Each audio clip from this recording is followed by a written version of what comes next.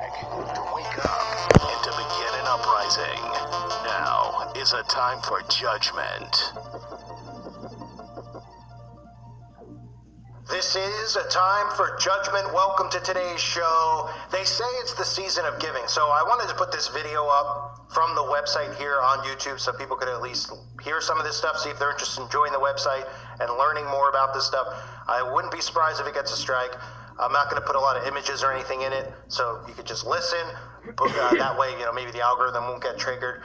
But what I've been doing on the website is going through satanic ritual abuse principles and treatment. Principles of treatment. It's a book that was written for physicians about getting them to understand the history of the occult in society, how things like schizophrenia, multiple personality disorder are things that, for the most part, have been misdiagnosed. People who have been victims of satanic ritual abuse and come in for help usually get diagnosed with those types of things. And those types of behaviors are things that they have, those characteristics of people who suffer from that. And it's really important to learn and understand the history of the occult in society and to be able to help people who are victims, because I guarantee you that you've come across somebody in your life who is a victim. They suppress memories. So this book goes into great detail about it. On the website, I do upload exclusive content about a lot of the stuff going on in the world that you can't talk about on YouTube. And again, if I get a strike here, I have another channel you can sub to, but on the website, I'll be uploading exclusively if that ends up happening right now.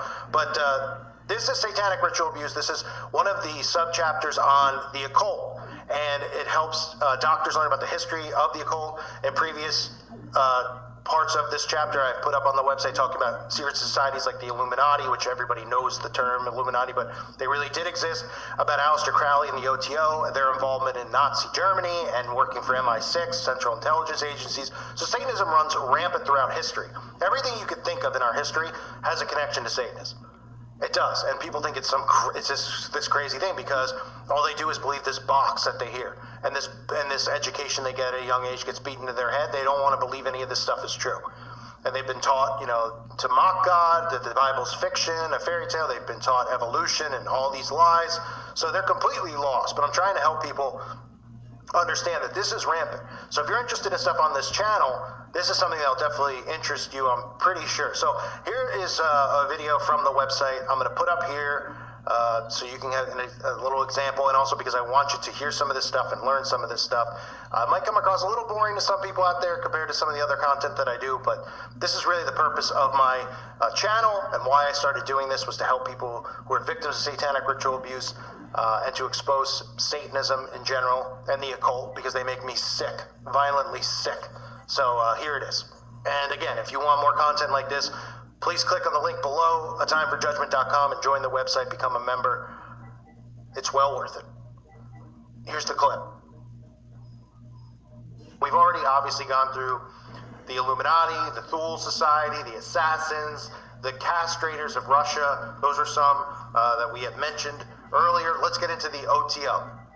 So the OTO, which is the Ordo Templi Orientalis, but we just call it the OTO for short because it's a lot easier to say. It was established around the turn of the century by Theodor Ries, a German newspaper man who worked as a spy for the Kaiser.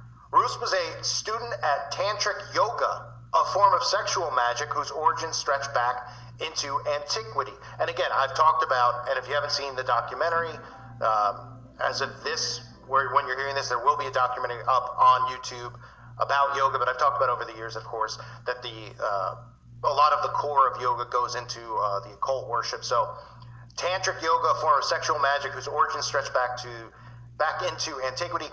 In 1912, leadership of the OTO passed to Aleister Crowley, an Englishman born in 1875. In 1898, Crowley had joined a secret society called the Hermetic Order of the Golden Dawn, which counted William Butler Yeats among its members. The Golden Dawn conducted seances described in some of Yeats' poetry, and would today be regarded as a trance-channeling and astral projection cult. However, the Golden Dawn appears not to have been deviant enough for Crowley, and he was expelled from it because of his practices. So he was so sick that he needed more, that he had to go further than what they were practicing in the Golden Dawn. Crowley established a headquarters called the Abbey of Thelema in Sicily at the end of the First World War. And again, I've got videos on older channels where they go into the house and stuff, and they show you stuff inside the house. There's documentaries of some of the rituals that were taking place inside the house with children. Absolutely revolting. They were leaving the house up, and I'm pretty sure as of the last time I covered it and looked into it, researched it, they were actually using the house as a museum. So think about that. That this scumbag, you would think they would demolish it, right? They demolished these schools after these events supposedly occur. Oh, they demolished it because of the evidence. But anyway, they wouldn't demolish this guy's house, of course, Crowley's house, one of the sickest human beings to ever exist, because they worship him. It tells you enough, right? That somebody bought the house. And remember, he sold his house, or I should say his house sold to Jimmy Page from Led Zeppelin. He bought this disgusting, disturbing house. So just a famous musician, one of the most famous bands, of course, known for Stairway to Heaven, which is backmasking as a satanic, another one of these satanic witchcraft songs. But Jimmy Page bought the house because it was that important. Now the house is a museum, so people can go and walk around a place where murders were occurred and torture of children were occurred, as well as sodomization of children. So the most revolting things possible. I wish I was locked in a room with Crowley for 15 minutes so we could see how tough this bald-headed, this cue ball actually is. But back to Crowley. So he established a headquarters called the Abbey of Thelema in Sicily at the end of the First World War, where he held orgies, which may have involved blood rituals and human sacrifice. That is 100% true. He called his rituals a Gnostic Mass and regarded himself as the Beast of Revelation. At age 28, while in Cairo, Crowley had a vision of a guardian spirit named Awaz. The entity, how embarrassing, right? Awaz. The entity identified himself as a representative of the Great White Brotherhood and instructed Crowley in a new world order based on occultism. Crowley was unsuccessful in establishing a new world order. However, he became addicted to cocaine and died in poverty in 1947. Crowley and the OTO are referred to by contemporary dabblers in Satanism, and some survivors have memories of being abused at satanic OTO ceremonies in the 1960s. So, again, you hear about the New World Order, right? All of these Satanists who are obsessed with this New World Order. Now it goes under the name Liberal World Order, because they've gotten fancy to the name New World Order, which, obviously they knew that people would catch on at some point, right? But even though a lot of people have been for a while, then it went mainstream with like pro wrestling and things like that. So now it's the Liberal World Order. But all this stuff ties into the occult, of course. Another facet of Crowley's career involved psychic opposition to the Nazis during the Second World War. The OTO was one of several secret societies banned by the Nazis in 1937. Others being Theosophy, the Hermetic Order of the Golden Dawn, and the Order of New Templars. Crowley was also involved in the British intelligence plan to lure Rudolf Hess to Britain. And at one point, it was proposed by Britain naval intelligence personnel that Crowley interview Hess about Nazi interest in the occult. So here you have this is history, right? Talking about Nazis, As a roofer, I got a million things to do. And that's a million things that need to be done right. Right? Talking about Nazis, and the occult, right? These things where people listen to my channel and they make fun and stuff, which is perfectly fine, couldn't care less. And they're like, oh man, these guys, people live in fantasy land. Everything that you know of is connected to the occult. All roads in this earth, in this world, lead to Satan. Okay, so Crowley is somehow working for the intelligence agency, British intelligence, which most of us already knew, but as I'm telling you, he worked for British intelligence, in naval intelligence, and then they wanted to find out the Nazis' interest in the occult. So the British hired a Swiss astrologer to infiltrate the occult circles in Germany, frequented by Hess, which was done successfully. Hess was told that May 10th, 1941 was an astrologically significant date, and that the Duke of Hamilton wanted to meet Hess on that date, leading to the German occultists parachuting into Great Britain. The original plan had been to use occultist contacts of Crowley's, but this was abandoned because Crowley was known to the Nazis, having done spy work in pre-war Berlin for MI6, the espionage department of British military intelligence. So Crowley, of course, involved in MI6. No surprise, I already knew that, but just going through this so that you have a good understanding of the occult and history, right? Remember, because everybody denies the existence of the occult, right? These are all factual things throughout history that I'm telling you, and the connections, right? And MI6, connected to MI6 back then. Can you imagine who's in MI6 now? I mean, probably no one worse than Crowley, but yeah, probably. Just people you don't know. Probably a lot of Europe actors over there in the UK, and in America, in the CIA. There's a lot of actors in the CIA in Hollywood. There are a lot of people from the CIA in Hollywood. I've covered this before. I've talked about Hugh Hefner. Hugh Hefner was CIA. There was documentation that Hugh Hefner worked for the CIA, right? And some of the stuff, the rituals and the MK Ultra stuff that was going on at the Playboy Mansion. I mean, what do you think was going on there? A good time? Yeah, maybe out on the, when they had some parties to try to cover for what was really going on, so people weren't suspicious. Then it's like, oh yeah, that's the Playboy Mansion. That's what's going on. Give me a break. So, it is noteworthy that a known Satanist was employed by the British intelligence service to spy on the Nazis and was a candidate for interviewing Rudolf Hess. Crowley's life illustrates how the themes of Satanism, secret societies, the Great White Brotherhood, and the Illuminati are intertwined. The OTO is a verified satanic secret society of recent origin and may still be active in North America. And again, this is as of 1994, okay? 1994. How many years later is it? 28 years. So let's just say 30 years later. Imagine it with technology now, how much worse this is and how much more widespread it is. Why do you think they want censorship so bad? Because they used to be able to hide. Now, it's becoming more and more obvious. Let's move on here to cannibalistic cults throughout history. As a schoolboy, I was aware that the Aztecs practiced human sacrifice, and it is common knowledge that the ritual removal of organs from living victims has been practiced throughout human history.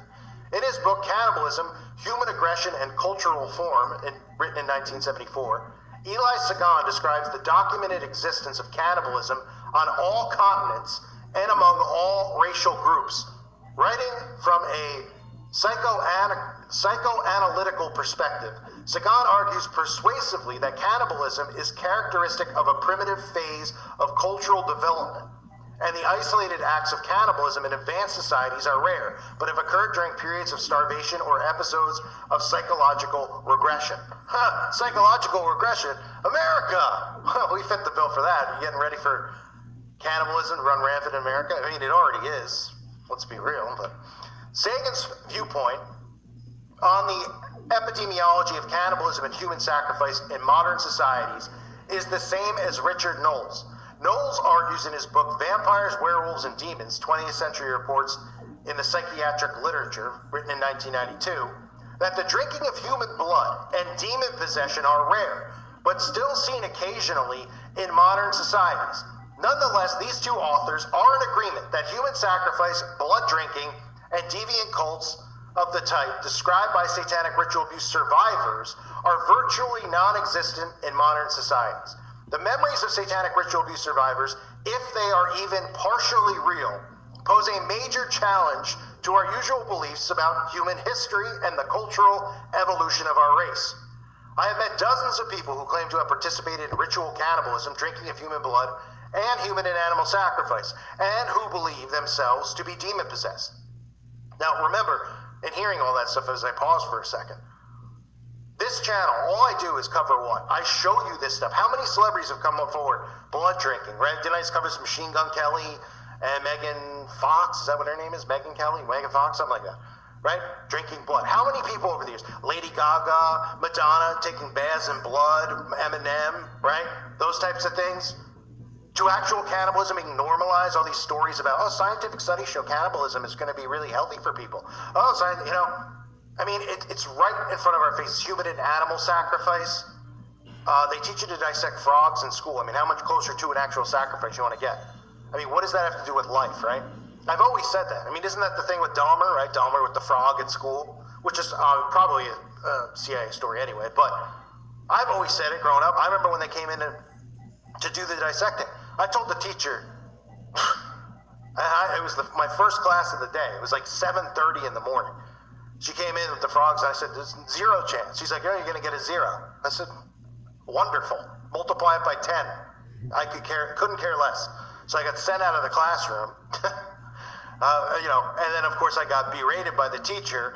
Oh, this manly man that won't dissect the frog. I asked her, what in life, and when in life is this ever going to come in handy for me? I'm not going to be a veterinarian, and even a veterinarian doesn't operate on a frog. And I'm not going to be a doctor, so you can teach me the organs and stuff inside of... Holiday lights in Ohio. They're all through the state. In downtown Cleveland, Winterland Lights. I'm not going to be a doctor, so you can teach me the organs and stuff inside of a frog. I'm good. Continue on with your indoctrination of these children and ruining their brains. But no thank you for me. Nothing I couldn't be, I don't know if I could think of anything less interesting to do. Not to mention the smell at 7:30 in the morning, enough to make someone go right to the men's room, vomit in the urinal, but I'll continue on here. I've spoken directly with numerous alter personalities identifying themselves as Satan, in addition to many other entities claiming to be servants of Satan. Demon possession is far from rare in our society. In fact, about 2% of adults in the general population in North America report having had a possession experience. Since demon possession understood as a form of dissociative disorder, and this has to do, again, with things, you hear this, a lot of people with schizophrenia, multiple personality disorder, etc. Understood as a form of dissociative disorder is still relatively common in our culture. Other phenomena thought to exist only in technologically primitive cultures may persist into the modern world, including cannibalism and ritual human sacrifice. Sagan describes 8 different types of cannibalism and human sacrifice, which is listed here in point form to emphasize that these practices are complex. 1. Funeral customs and rites for the dead. See this in Masonry as well. 2. Religious ceremonies to enhance the general welfare. 3. Sacrifice to avert calamity. 4. Sacrifice on great occasions. 5. Sacrifice in connection with kingship. 6. Sacrifice to aid fertility. 7. Sacrifice